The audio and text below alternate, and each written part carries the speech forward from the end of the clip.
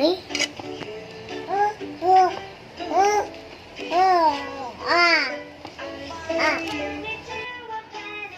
Ano si George? Wala na, umuwi na. Uy, si George.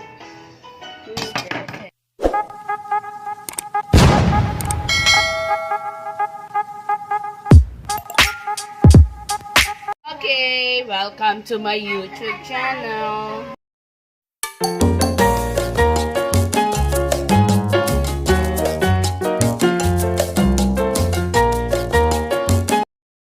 Kasi masarap ang bread roll ni Peter Lu. This is 2 cups all-purpose flour. Itong recipe nito ay kay Casina Chef. White sugar. Tapos, 1/4 white sugar and milk. Powdered milk. 1 teaspoon instant peas. 1/4 salt.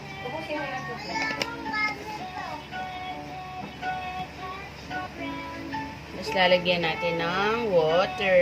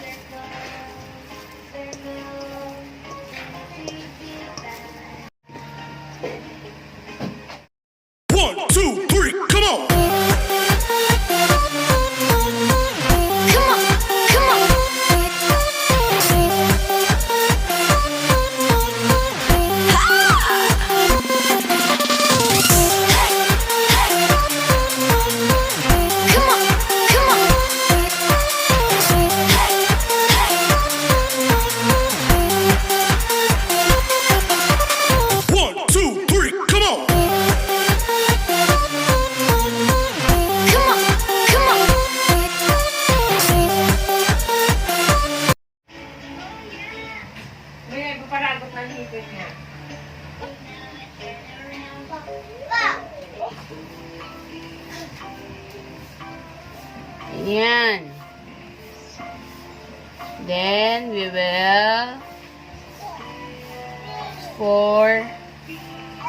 will rest this for 1 hour.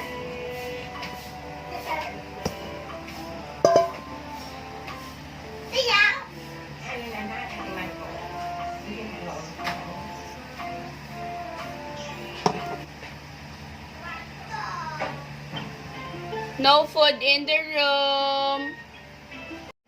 Dun, dun, dun, dun. Dun, dun, dun, dun. Okay, nag-double ang size na.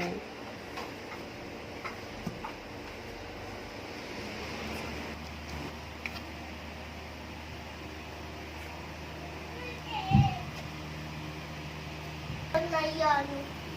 Yeah. Gusto mo tulobat yan?